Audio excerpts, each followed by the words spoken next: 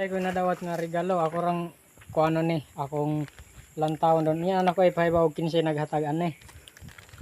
Ano siya da guys. Dapat ginako ning kuanan kanan na ang i-video gyud aron kuan kay mahinungdanon kay ni. Nay nakamarka o W010 blue. Ay wallet man dai ni siya. Wow. Okay siya oh.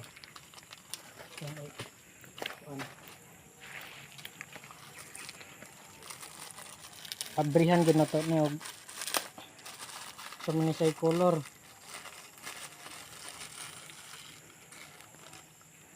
Uy. Okay siya.